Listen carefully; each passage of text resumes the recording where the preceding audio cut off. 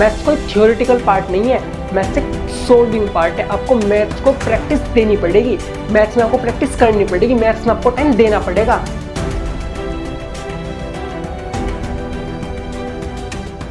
Hello future toppers, मेरा नाम है रोहन गर्ग और मैं गाइड करता हूँ 9, 10, 11, 12 नीट जेईई के बच्चों को अपने इस प्लेटफॉर्म पर। तो बच्चों कैसे आप सब, आई होप कि आप बहुत अच्छे होंगे।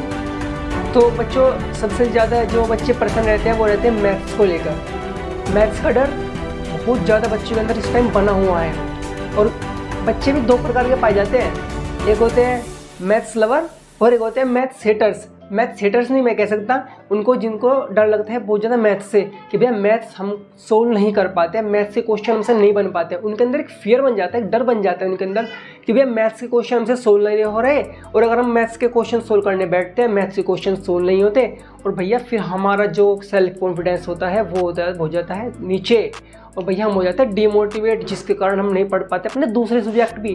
तो डोंट वरी बच्चों, मैं आज आपको कुछ ऐसी स्ट्रेटजी बताऊंगा, कुछ ऐसे रूल्स और ऐसे स्टेप्स बताऊंगा जिनको फॉलो करके आपके जो मैथ्स में ये डर है ये बिल्कुल ख़त्म हो जाएगा और आपके मैथ्स में जो स्कोर है वो भी बहुत अच्छा आना स्टार्ट हो जाएगा।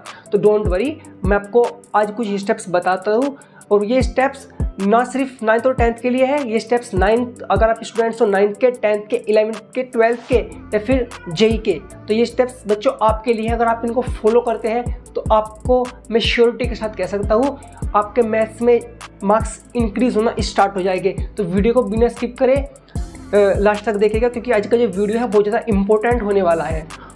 तो स्टूडेंट्स, अब इस मैथ के डर से बाहर कैसे निकला जाए? अब इस मैथ के डर से बाहर निकलने के लिए आपको फॉलो करने होंगे कुछ की पॉइंट्स। तो क्या है वो की पॉइंट्स? फर्स्ट की पॉइंट्स आता है आपका अटेंशन डिफिकल्टीज। क्या होता क्या है, जब भी आपके सामने कोई डिफिकल्टी आई या फिर कोई भी क्वेश्चन आया तो आप हो जाते हो डिस्ट्रैक्ट, आपका दिमाग होने लगता है बिल्कुल इधर उधर, सोचते हो कि भैया ये क्वेश्चन कैसे सोल्व होगा। तो आपका जैसे माइंड डिस्ट्रैक्ट हुआ, आपकी अटेंशन हटी, तो वो डिफ़िकल्टी आपके लिए अब डबल डिफ़िकल्टी बन जाती है। तो आपको ये बिल्कुल भी गलती नहीं करनी है। अगर आपके सामने कोई भी डिफ़िकल्टीज आते हैं, कोई भी क्वेश्चन आता है तो आपको उसको अटेंशन देना होगा, उसको आपको समझना होगा, आपको देखना होगा कि इसमें कौन सा रूल कहाँ पर कैसे अप्लाई करना है।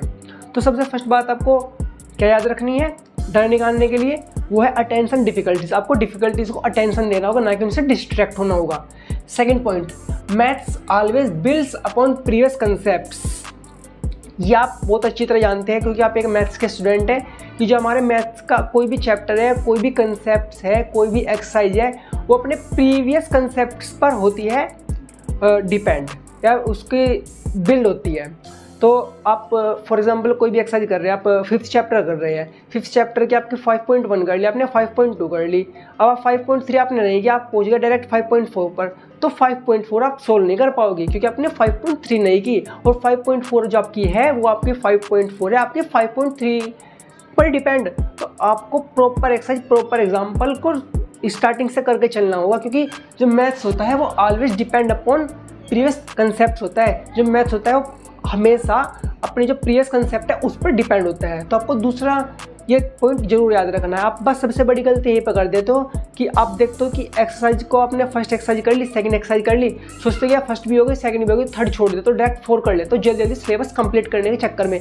और फोर्थ जैसे आप एक्सरसाइज करने बैठे, फोर्थ एक्सरसाइज के क्वेश्चन आपसे लगे नहीं और आप हो जाते हो डीमोटिवेट। थर्ड पॉइंट आता है concept are learn but not understood. तो बच्चों गलती होती क्या है? गलती होती है कि आपने कंसेप्ट कर लिया याद लेकिन उसको समझा नहीं। कंसेप्ट आपके याद है, आपको पता है 2 × 2 = 4, आपके याद है, लेकिन आपको ये नहीं पता हाउ 2 × 2 = 4। तो आपको ये देखना होगा कि हाउ 2 × 2 = 4, तभी आपके मैथ में क्वेश्चन जो सोल्विंग होगी वो अच्छे से आप कर पाएंगे और डीपली उस क्वेश्चन को समझ पाएंगे। कोई भी थ्योरम, कोई भी रूल्स आपके याद है अच्छी बात है, लेकिन उस कंसेप्ट को या रूल्स को याद के साथ साथ समझना एक बहुत अच्छी बात है। तो आप रूल्स को याद तो करें, साथ में उसको समझे ज़रूर। अगर आप उसको समझकर याद करेंगे तो आपको बहुत ज़्यादा टाइम तक आपकी मेमोरी में रहेगा और आपको याद रहेगा और आप क्वेश्चन भी प्रॉपरली आराम से कर पाएंगे। Fourth is lack of practice और पेशेंस। सबसे बड़ी गलती आप यहीं पर कर देते हो कि भैया हमने क्वेश्चन लगाए नहीं और मैथ से बोल रहे कि भैया हमारे से क्वेश्चन बन भी नहीं रहे। तो आपको सबसे बड़ी बात ये याद रखनी है, आप मैथ्स मांगता है पेशेंस और प्रैक्टिस। मैथ्स कोई थ्योरेटिकल पार्ट नहीं है, मैथ्स एक सोल्विंग पार्ट है। आपको मैथ्स को प्रैक्टिस देनी पड़ेगी, मैथ्स में आपको प्रैक्टिस करनी पड़ेगी, मैथ्स में आपको टाइम देना पड़ेगा। या तो प्रैक्टिस कर लो या फिर मैथ छोड़ दो। मैथ अगर आपको करना है तो प्रैक्टिस आपको करनी पड़ेगी और पेशेंस रखना बहुत बड़ी बात है। आप भैया एक्सरसाइज करने बैठ गए, पहला क्वेश्चन बनेगा, दूसरा नहीं बना, तीसरे पहुँच गए, तीसरा भी नहीं बन रहा, चौथे पर गए, चौथे भी नहीं बन रहा। आप भैया पेशेंस खो देते हो अपना, भैया मुझसे नहीं बन रहे, मैं हो गया डिमोटिवेट, मेरा गिर गया सेल्फ कॉन्फिडेंस नीचे। अरे भाई क्यों गिरा रहे हो सेल्फ कॉन्फिडेंस नीचे? मैथ्स आपकी प्रैक्टिस मांगता है, आपको पेशेंस रखना होगा। फर्स्ट क्वेश्चन आपका बन गया, सेकंड नहीं बना, तो सेकंड क्वेश्चन क्यों नहीं बना वो देखो ना। उसके ऊपर जो एक कोई एग्जाम्पल आपके बुक में दे रखा है, उस एग्जाम्पल को देखो, उसको देखो क्वेश्चन को कि क्यों नहीं ये क्वेश्चन बन पा रहा है, इसमें कौन सा रूल अप्लाई हो रहा है, उस रूल को दोबारा जाकर पढ़ो, फॉर्मूला दोबारा देखो। तो आपको मैथ्स में प्रैक्टिस भी करनी होगी और आपको पेशेंस भी रखना होगा। तो बच्चों सबसे बड़ी आपको यही बात याद रखनी है, मैथ्स आपका जो मांगता है वो मांगता है प्रैक्टिस। तो ये आपको 4 पॉइंट्स या की पॉइंट्स आपको अपने ध्यान में रखने होंगे। और मैं आपको श्योरिटी के साथ कह सकता हूँ, जो आपके अंदर का ये डर है ना मैथ्स को लेकर, ये बिल्कुल ख़त्म हो जाएगा। अब बात आती है कि भैया आपने ये पॉइंट्स तो बता दिया, ठीक है हम ये पॉइंट्स कर लेंगे, लेकिन अब मैथ्स को स्टार्ट कैसे करें? अब इसको मैथ्स को स्टार्ट भी तो हमको करना होगा। तो मैथ्स को स्टार्ट करने के लिए क्या करना होगा? फर्स्ट आपको मैथ में क्या करना हो, फर्स्ट आपको देखने होंगे रूल्स। आपने कोई भी चैप्टर स्टार्ट कर दिया, रूल्स, थ्योरम प्लस फॉर्मूलाज। आपका कोई मैथ्स स्टार्ट करने से पहले, कोई भी चैप्टर स्टार्ट करने से पहले जो आपका फर्स्ट स्टेप होना चाहिए रूल्स, थ्योरम, फॉर्मूलाज। सबसे पहले आपको चैप्टर में देखना होगा रूल्स उसके थ्योरम्स और फॉर्मूलाज। फिर अपना सेकंड स्टेप आता है सॉल्विंग एग्जाम्पल्स योरसेल्फ। यही पॉइंट है जो आपका सेल्फ कॉन्फिडेंस बहुत ज़्यादा ऊपर ले जाएगा। अगर आपका सेल्फ कॉन्फिडेंस यहाँ है ना तो यहाँ पर ले जाएगा, जो आपकी गलतियाँ यहाँ पर है ना उसको नीचे ले जाएगा। आपकी गलतियाँ होनी बहुत कम हो जाएगी, गलतियाँ आपकी बहुत कम हो जाएगी। तो आपको ये वाला स्टेप बिल्कुल याद रखना है, सोल्विंग एग्जाम्पल योरसेल्फ। एग्जाम्पल को रीड नहीं करना, एग्जाम्पल को सोल्व करना है खुद से। जब तक एग्जाम्पल को खुद से सोल्व नहीं करोगे ना तो बेटा आप मैथ्स में अच्छे मार्क्स लाने की उम्मीद मत रखना। एग्जाम्पल को आपको योरसेल्फ खुद से सोल्व करना होगा। और एग्जाम्पल सोल्व करने का भैया फ़ायदा भी बता दो, ठीक है फ़ायदा बता देते हैं। एग्जाम्पल अगर आप खुद से सोल्व करते हो, अगर आप कहीं पर अटक जाते हो, तुरंत उसका सॉल्यूशन देखो, आपको पता लगेगा मेरी गलती यहाँ पर थी। तो आपको first step rules, theorem, formulas, second step में आपको सोल्विंग एग्जाम्पल योरसेल्फ। अब आपको पता लग गया कि रूल्स क्या है, थ्योरम क्या है, और आपको सोल्विंग एग्जाम्पल करके आपका सेल्फ कॉन्फिडेंस हो गया डेवलप। क्योंकि आपने एग्जाम्पल लगा लिए, 3 से 4 एग्जाम्पल आपने लगा लिया, मतलब जो भी एक्सरसाइज से पहले एग्जाम्पल दे रखे हैं, आपको पता लगेगा कि कौन सा क्वेश्चन किस तरह से सोल्व होना है। अब भैया थर्ड स्टेप हमारा आता है एक्सरसाइज सोल्विंग। मेन पॉइंट आप आ गए एक्सरसाइज सोल्विंग पर। अब एक्सरसाइज सोल्विंग में बच्चे गलती क्या करते हैं, एक्सरसाइज सोल्व करनी स्टार्ट कर दी भैया, पहला क्वेश्चन लग गया, दूसरा भी लग गया, तीसरे में आ गए भैया, तीसरा क्वेश्चन आपने सोल्व कर दिया हाफ। आपने रूल्स वगैरह लगा दिए लेकिन इसकी कैलकुलेशन पूरी नहीं की, पेपर में वैसे छोड़ कर आओगे क्या? ये गलती आपको बिल्कुल नहीं करनी है। आपको टिल एंड तक आपको अपने आंसर तक अपने क्वेश्चन को सोल्व करना है। क्योंकि बच्चे गलती क्या करते हैं, बच्चे गलती ये करते हैं कि आपने रूल्स लगा दिए, थ्योरम लगा दिया, आपने क्वेश्चन अपना स्टार्ट कर दिया और हाफ में आपने छोड़ दिया कि भैया कैलकुलेशन रहेगा, कैलकुलेशन तो बाद में भी करने के। और एग्जाम में होता क्या है, एग्जाम में यही गलती करते हैं, आप रूल भी सही तरह लगा देते हैं, थ्योरम भी अच्छी तरह लगा देते हैं और अटक जाते हैं कहाँ पर, कैलकुलेशन पर। कैलकुलेशन आपकी हो नहीं पाती है और आपके जो क्वेश्चन होते हैं बिल्कुल कट और नंबर आते हैं 0।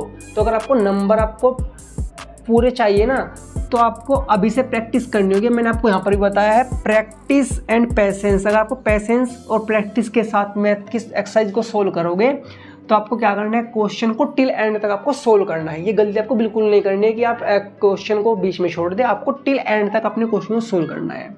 भाई ठीक है, हम ये स्टेप्स जो मैंने फॉलो कर लिए, क्वेश्चन नोट सॉल्विंग, क्वेश्चन तो बन ही नहीं रहे, आपने बोला रूल्स कर लो, थ्योरम कर लो, फॉर्मूलाज कर लो, मैंने वो भी कर लिए, सोल्व एग्जाम्पल भी कर लिए अपने खुद से, बट एक्सरसाइज के क्वेश्चन कभी भी नहीं बन रहे। डोंट वरी, आपको क्या गलती नहीं करनी है मैं आपको बताता हूँ। आप करते क्या है, आपने क्वेश्चन पढ़ लिया बहुत जल्दी जल्दी में, तेज़ी के साथ कि भाई जल्दी जल्दी, आपने क्या करते हो, जल्दी जल्दी के चक्कर में आप क्वेश्चन बड़ी स्पीड से पढ़ते हो। आपको क्या करना है, रीड सिंसियरली एंड एक्टिवली। आपको क्वेश्चन रीड करना स्टार्ट किया, क्वेश्चन को सिंसियरली रीड करें और एक्टिवली होकर रीड करें।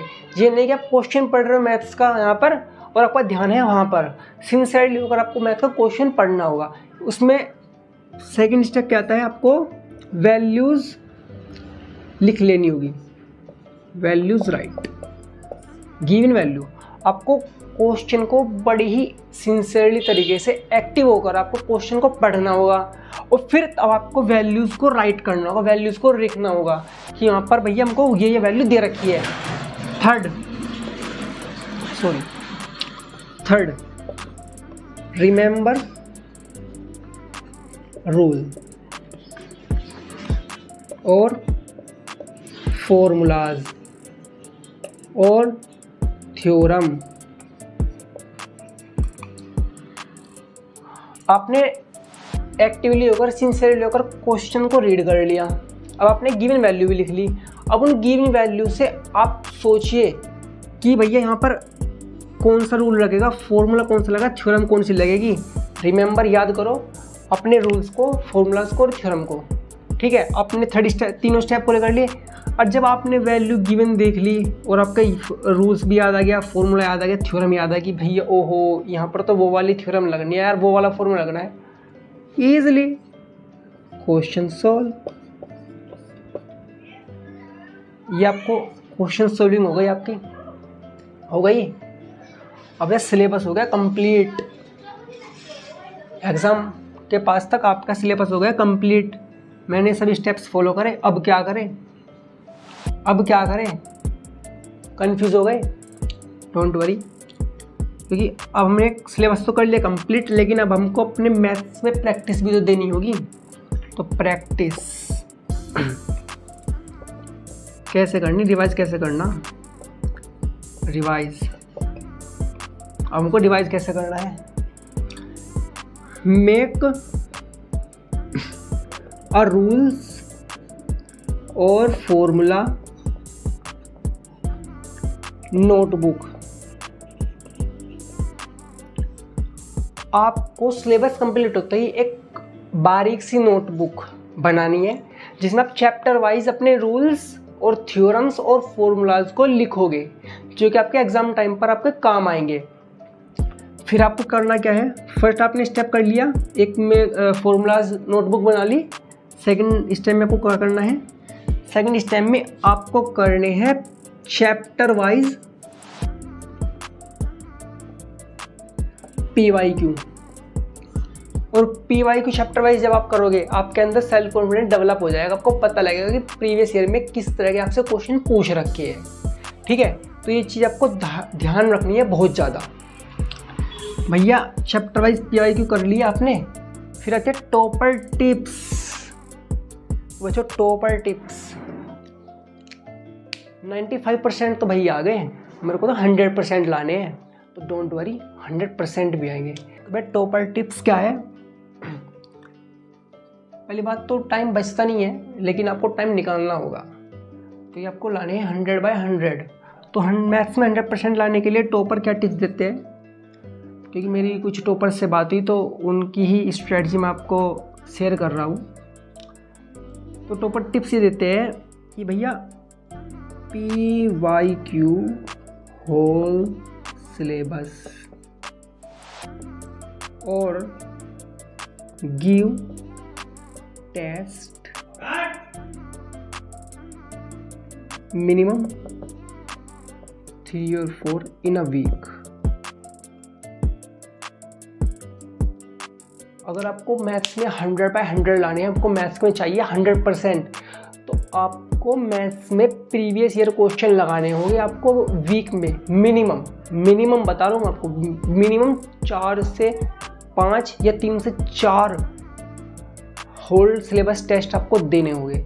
अब आपको सिलेबस टेस्ट से डरना नहीं है, क्योंकि सिलेबस टेस्ट अगर जब आप दोगे तो आपको अपनी गलतियाँ पता लगेगी, आपको पता लगेगा आपकी स्पीड सही है या नहीं है, आपको पता लगेगा भैया मैं गलती कहाँ कर रहा हूँ, कैलकुलेशन में गलती कर रहा हूँ, या रिमेंबर फॉर्मूला में मैं गलती कर रहा हूँ, या फिर मैं बहुत ज़्यादा क्वेश्चन पर टाइम लगा रहा हूँ। आपको एक टाइम पीरियड आपको पता लगेगा कि मेरी गलतियाँ कहाँ कितनी बड़ी गलतियाँ हैं, कितनी छोटी आपको गलतियाँ हैं। तो बच्चों ये टिप्स आप फॉलो करें, ये स्ट्रेटजी आप फॉलो करें। मैं आपको श्योरिटी के साथ कह सकता हूँ, आपसे प्रॉमिस करता हूँ आपके मैथ्स में इंक्रीज स्कोर 100% हो गए। तो आप ये स्ट्रेटजी फॉलो करें। Thank you so much. तो प्यारे बच्चों, अगर आप मेरे चैनल पर नए हैं तो चैनल को सब्सक्राइब करें और हमारी वीडियो को लाइक करें। प्यारा सा कमेंट करके हमको बताएं कि आपको वीडियो कैसी लगी। आई होप कि आपको वीडियो बहुत ज़्यादा पसंद आएगी। तो मिलते हैं अगली वीडियो में एक नए टॉपिक के साथ। तो थैंक यू सो मच। सफ़र आपकी मंजिल तक।